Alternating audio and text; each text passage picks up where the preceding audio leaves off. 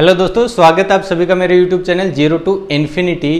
तो हम आज फिर से आपके लिए एक नया वीडियो लेके आए हैं। यहाँ पे हम देखेंगे बहुत ही इंपॉर्टेंट टॉपिक IIT JEE से रिलेटेड। ठीक है, तो हम यहाँ पे जो भी चीज़ें सोल्व करेंगे उसको कंप्लीट कॉन्सेप्ट के साथ बताएंगे और ट्रिक भी बताएंगे कि आप कैसे एफिशिएंटली उस क्वेश्चन को सोल्व कर सकते हैं with in very less time. ठीक है, और यहाँ पे जो टाइमिंग है वो बहुत इंपॉर्टेंट होती है कि एक क्वेश्चन को हम कितने जल्दी सोल्व कर पाते हैं, और उससे भी इंपॉर्टेंट होती है हमारी एक्यूरेसी। आप 10 सेकंड 20 सेकंड ज़्यादा ले सकते हैं लेकिन क्वेश्चन सही हो। स्टार्ट करते हैं बिना किसी देरी से, और आपसे एक रिक्वेस्ट है कि कमेंट बॉक्स में आप जरूर बताएं कि आपको वीडियो कैसी लगी और आपको क्या क्या इंप्रूवमेंट चाहिए, और आपको एक स्पेशली कौन सा आपका टॉपिक वीक है उससे रिलेटेड हम एक अच्छे से एक नया वीडियो बना सके। इससे आपकी भी हेल्प होगी और हमें भी बहुत खुशी होगी आपकी हेल्प करके। दोस्तों, इस क्वेश्चन में हमारे पास है if A is a set दे दिया हमें कोई भी जिसके अंदर 3 एलिमेंट है A, B एंड C। तो एक और बात ध्यान रखना, जब भी कोई क्वेश्चन आप सोल्व करते हो, ठीक है, तो उसको जो पढ़ने में ज़्यादा इन्वेस्ट करो टाइम को। ठीक है, आप जितना अच्छे से उसको पढ़ोगे उतना ही अच्छे से आप उसको समझ पाओगे। ठीक है, तभी आप एक सही आंसर की तरफ जाओगे। ठीक है, इसमें टाइम अगर थोड़ा ज़्यादा 5 सेकंड ज़्यादा कंज्यूम हो गया तो क्या दिक्कत है, हमारी जो एफिशिएंसी है कि मीन्स एक्यूरेसी क्या आएगी, 100% आएगी उस क्वेश्चन को सोल्व करने की। तो हमारे पास A गिवन है, देन द रिलेशन R, फिर ये रिलेशन R के बारे में बात कर रहा है, उसके अंदर सिर्फ हमारे पास एक ही एलिमेंट है जो कि क्या है, BC ऑन A इज। अब इस रिलेशन के बारे में ये पूछ रहा है कि the relation R is reflexive only, या सिमेट्रिक ओनली, या ट्रांजिटिव ओनली, या फिर इक्विवेलेंस रिलेशन। इन 4 ऑप्शन में हमें एक के उसको फाइंड आउट करना है। ठीक है, तो हम अगर स्टार्टिंग के 3 ही वेरीफाई कर ले तो 4th तो अपने आप ही हो जाएगा। तो रिफ्लेक्सिव की बात करते हैं हम। ठीक है, कोई भी रिलेशन रिफ्लेक्सिव कब होती है।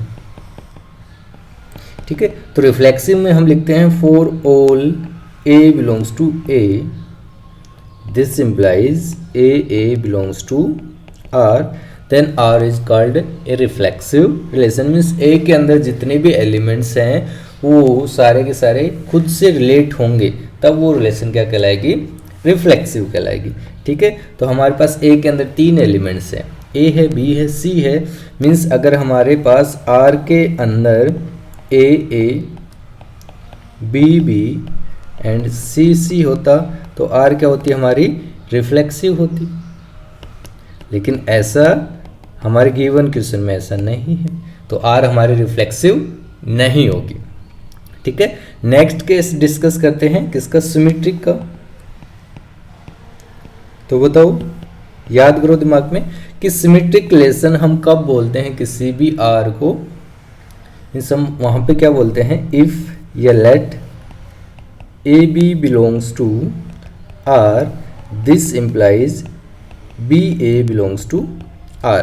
ठीक है, मैं यहाँ पे मेन जो कंडीशंस है सिर्फ वही डिस्क्राइब कर रहा हूँ। ठीक है, वैसे अगर हम सिमेट्रिक रिलेशन की डेफिनेशन देना चाहें तो हम कैसे देंगे, प्रॉपर तरीके से, late A be any set and let R be a relation on A, then the relation R is called symmetric relation if AB belongs to R, this implies BA belongs to R। ऐसे देंगे। ठीक है, लेकिन मैं यहाँ पे सिर्फ condition लिख रहा हूँ, बाकी चीज़ें हमें पता है, A क्या है, R क्या है। तो AB बिलोंग कर रहा है R में, तो अगर BA भी बिलोंग कर जाए तब वो क्या कहलाती है, सिमेट्रिक रिलेशन कहलाती है। अब हम अपने क्वेश्चन में देखते हैं, क्वेश्चन में हमारे पास BC बिलोंग कर रहा है कहाँ पे, R में। इसका मतलब अगर हमारे पास CB भी बिलोंग कर जाए कहाँ, R में, तब वो R क्या होगी, सिमेट्रिक होगी। ठीक है, लेकिन हमारे गिवन केस में तो सिर्फ एक ही एलिमेंट है, सिर्फ BC है, CB तो है नहीं, मीन्स वो सिमेट्रिक भी नहीं होगी, रिफ्लेक्सिव भी नहीं थी।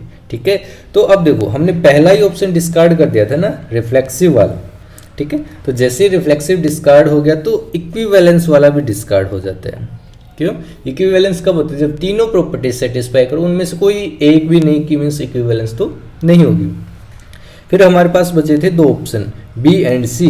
B को भी हमने क्या कर दिया, डिस्कार्ड कर दिया। तो अब हमारे पास एक ही ऑप्शन बचा है, कौन सा, C, जो क्या होगा, सही होगा। ठीक है, ये तो हमने टाइम बचाने के लिए ऐसे किया।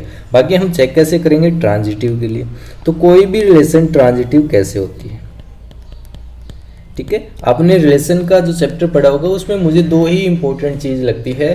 First one is difference between reflexive relation and identity relation. Second one transitive की डेफिनेशन। ठीक है, ट्रांजिटिव कब होता है या नहीं होता है। तो अब हम क्या बोलते हैं, let A B belongs to R and इसके साथ में and B C belongs to R. अगर ये दो एलिमेंट्स आर के अंदर बिलोंग करें उसके बाद this implies A C also belongs to R, then we said R is a transitive relation. R क्या होगा उसके बाद ट्रांजिटिव होगा। अब देखो यहाँ पे जो समझने वाली बात है जिस पे मैं फोकस कराना चाह रहा हूँ आपका, कि अगर ए बी है, पहली बात ए बी भी होना चाहिए और बी सी भी होना चाहिए, उसके बाद हम चेक करते हैं ए सी को। अब ये दोनों तो हो गए, मान लिया हमने ये दोनों तो उसके अंदर बिलोंग कर रहे हैं लेकिन ए सी बिलोंग नहीं कर रहा, तब वो ट्रांजिटिव नहीं होगी, पहला केस। अब हमने दूसरा केस डिस्कस कर रहे हैं कि वहाँ पे ए बी बिलोंग कर रहा है, सिर्फ बी सी बिलोंग नहीं कर रहा, तब हम उसको ये नहीं बोलेंगे कि ट्रांजिटिव नहीं है, तब भी वो क्या है, ट्रांजिटिव है। ये दूसरा केस।